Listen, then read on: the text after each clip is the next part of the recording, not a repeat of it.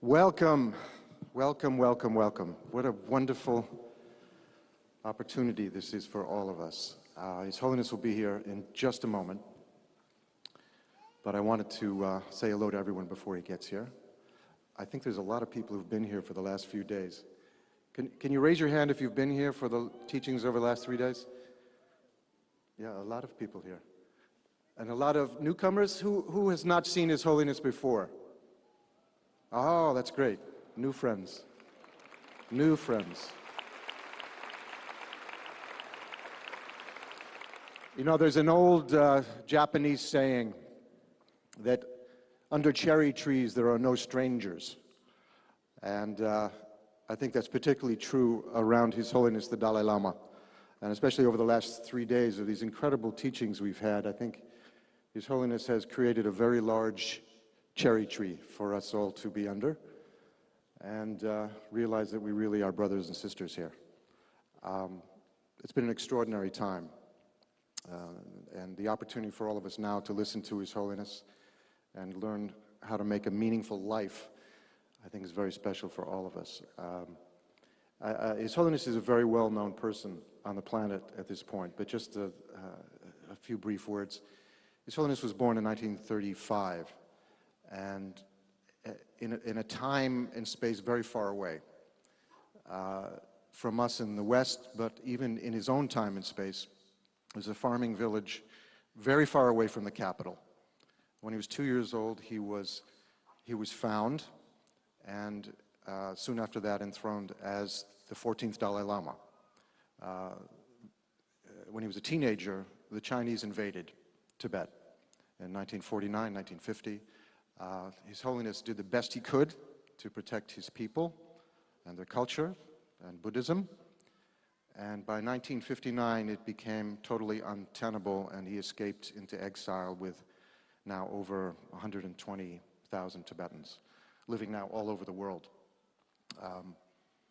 He has since won the Nobel Peace Prize in 1989. A few years ago, he won the Congressional Gold Medal, which is the highest award that can be given by the people of the United States of America, and was awarded by the President himself.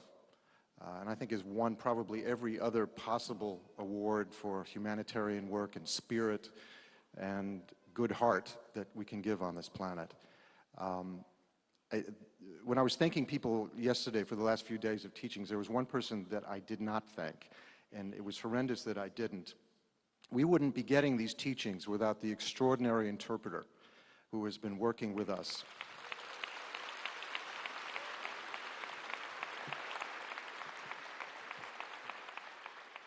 And Thupten Jinpa has just done the most incredible job over the last decade. He's been a personal friend of mine for, I think, almost 25 years now. But there's no way we could get the depth of these extraordinary teachings without his knowledge of English, and obviously his knowledge of his Tibetan, of His Holiness, and of the deep, deep depth of the teachings, especially on emptiness and shunya. So we really owe almost everything to his interpretations.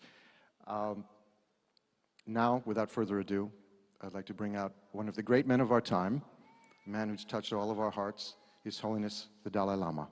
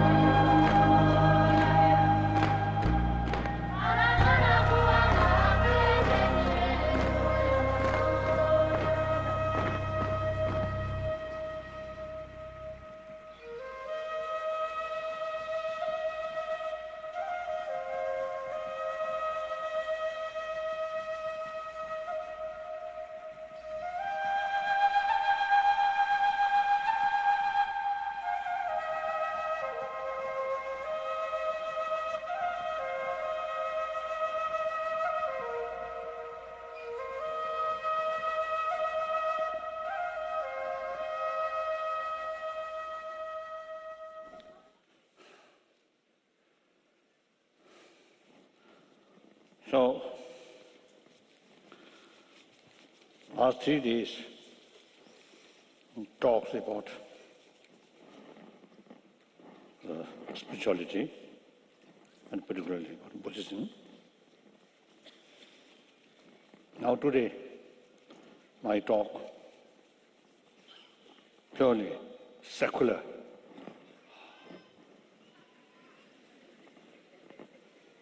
Sorry.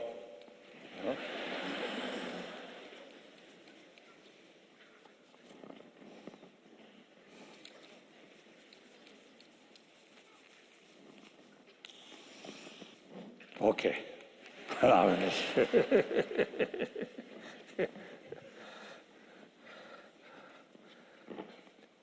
Again, another work.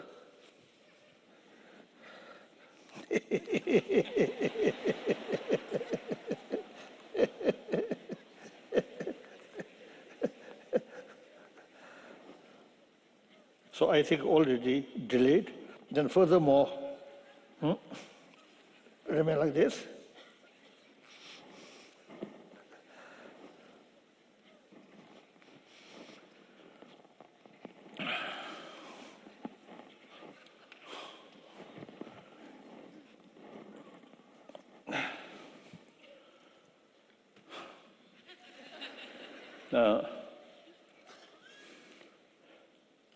I always happy meeting with people, a public talk. That is, I think, the proper way, is it to share more people about method, how to achieve happy life without touching religion.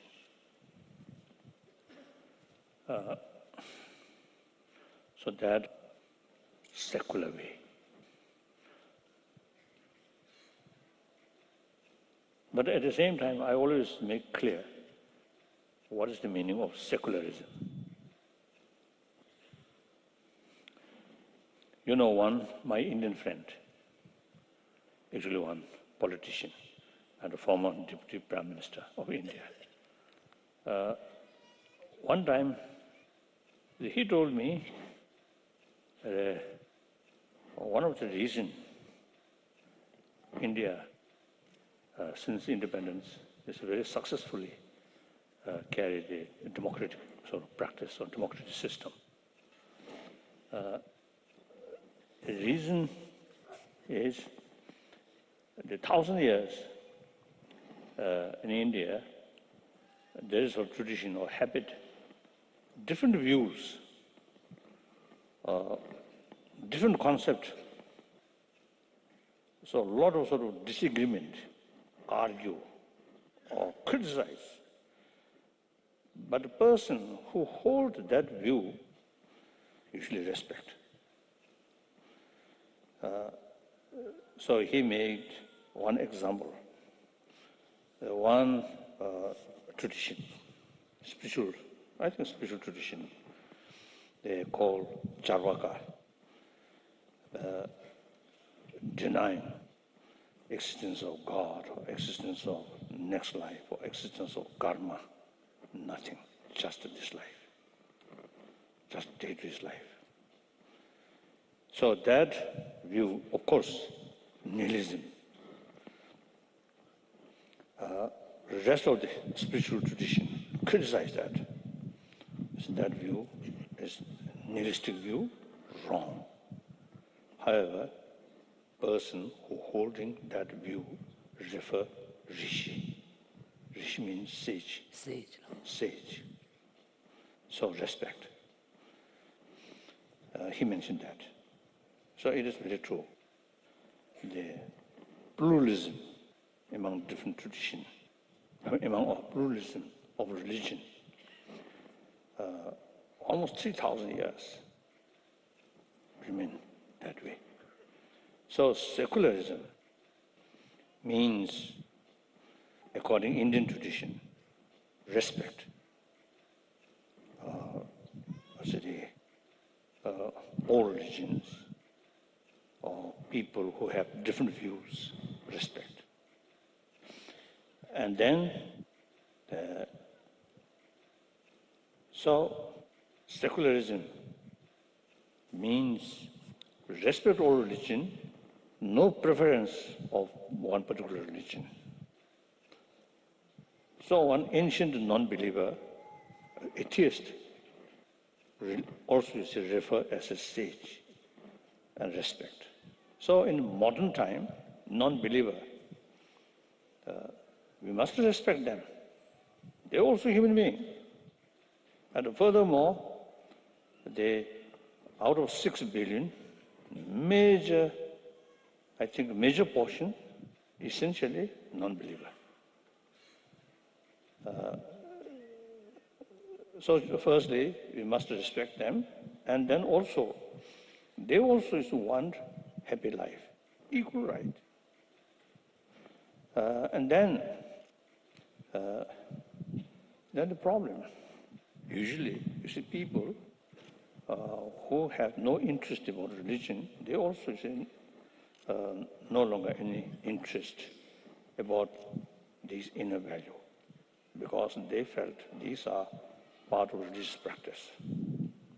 Yes, in a way, true. All major religion tradition, as I mentioned before, carry practice of love, compassion. These are main practice. So make distinction, believer, non-believer, religious faith only for believer. Non-believer, no religious faith, but they also want happy life. So the practice of compassion, these things. Oh, where have gone my rosary? Because I shall class just left. My rosary, I think at the room where here. Let me check.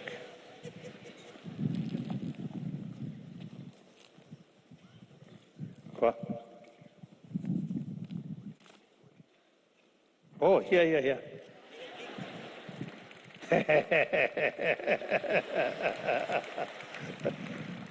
Because of feeling of mind. So a little bit because of anxiety. So at that very moment, the feeling of I become a little stronger.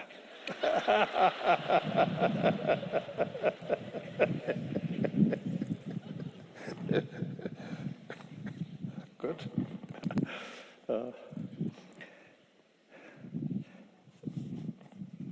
So now, they basically, I think I already mentioned, you see, today's world, I think basically, generally speaking, people, I think, firstly, I think some trouble because of lack of principle. And then also the people who very much too much unhappy sort of mind, that brought frustration transform violence.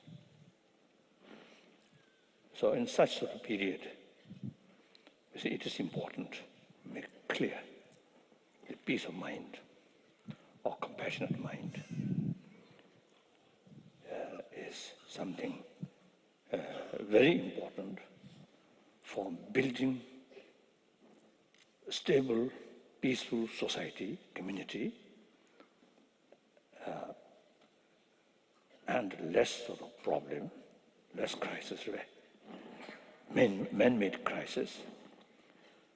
And then individuals themselves also, you see, get maximum benefit to this inner peace or, yes, inner peace.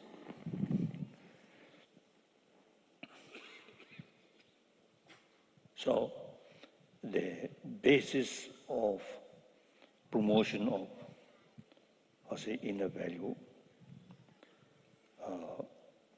mainly our common experience and common sense and the latest scientific finding. These three things. I think I mentioned briefly, I think at the beginning of my teaching. So common experience, we all born from our mother. So all the mammals and also birds, even I think the butterfly, I notice some eggs, the mother, of course they never meeting. So, but the way egg put, they all, I think, 20, 30 of them is put together. I noticed many years ago, in the early 60s, and the veranda, there are some flowers, and some flower is very receptive, to receive these eggs. So I noticed within, I think, 1 or 2 days, these eggs hatch. Then this poor, helpless, sort of small caterpillar, they live together. And then when some other fly who a little bit danger or who actually eating, then they live, since they live together, so they act together, remain like that. I notice. So then those who say, predators, predators. Predators. Then you see a little sort of afraid. Then I also is tested when they remain grouped there, my finger go like that. They again do that. So the mother have some kind of sort of sense. If mother's egg is put one here, then lonely. Some danger come, they cannot defend. So put together, some little sense in the minds of those mother butterfly. I noticed that. So therefore, they all sort of, I think most of the animals, even insect, the mother has some kind of sense of the responsibility to survive their offspring. Then, like we, human beings, and those, the mammals, which their survival entirely depend on mother's feeding or mother's help. Biologically, the motivation level or emotional level, some kind of sense of tremendous feeling, the sense of concern of their offspring. That brings their energy to work hard for survival of their offspring.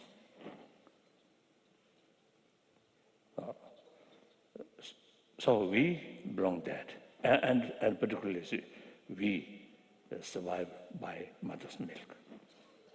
And birds also, mainly mother feeding. When I was young in Lhasa, in Potala,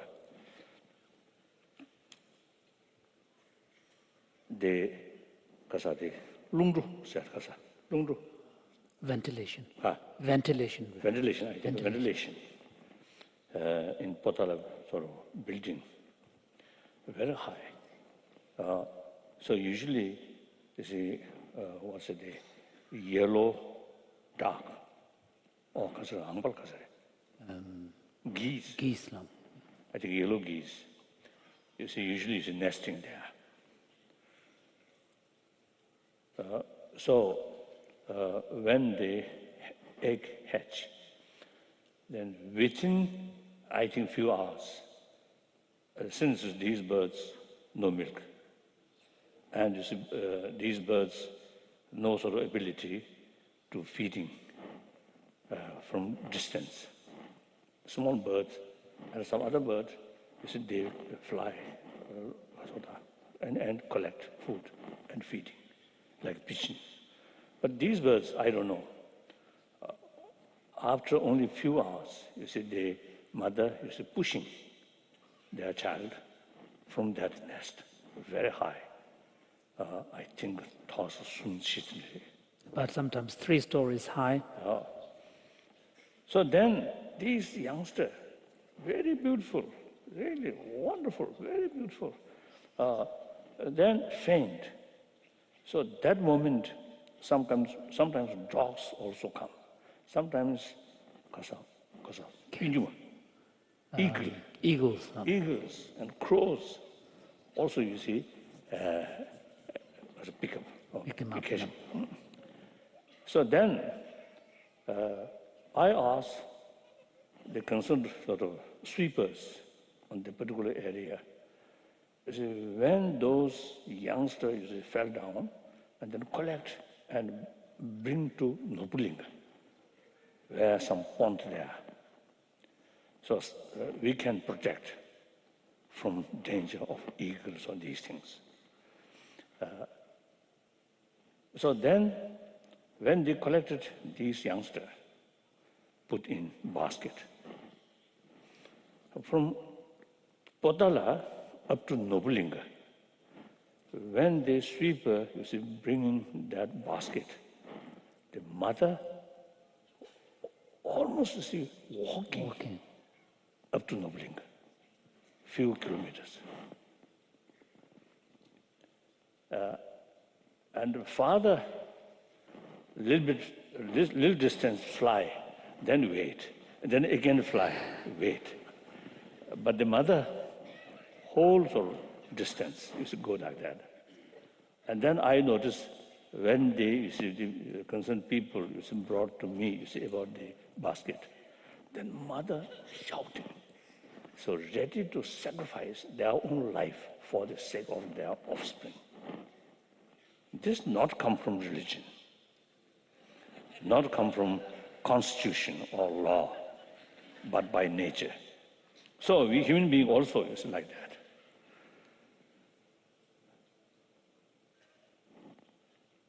Then I often use it sort of asking people, and expressing or share people, and also some scientists. One time I remember in Oxford, when my talk, some professors, old, very dignified professor in front line. So then I asked one silly question. I asked them, I notice mosquito. You see, when my mood good, then I usually give blood, and provided no malaria danger, then I usually give blood. So then mosquito enjoy blood, and then his or her body. Oh, I heard only her, she, because you see, they need blood in order to reproduce. So looks female mosquito more aggressive. Really, I don't know. In any way, you see, after they sort of enjoy blood, then just fly. No sign of appreciation. So other animal like cat, dogs, or even birds, if you treat them compassionately, warmly, they respond, appreciation. So my question, you see, to those professors, including those professors, you see, what stage brain have the ability to show appreciation? No answer. So maybe in the future, some scientists may carry some sort of research work in any way.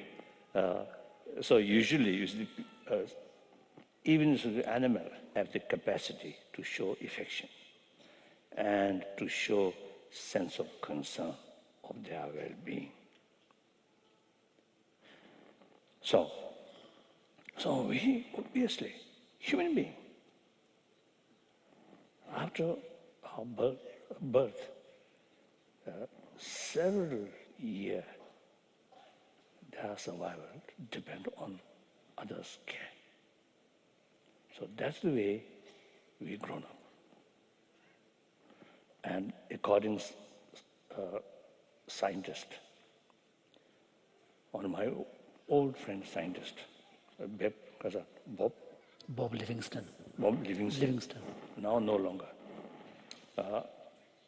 He once told me, after birth, few weeks, simply mothers touch the boy or the child. This is a very important factor for proper enlargement about their brain.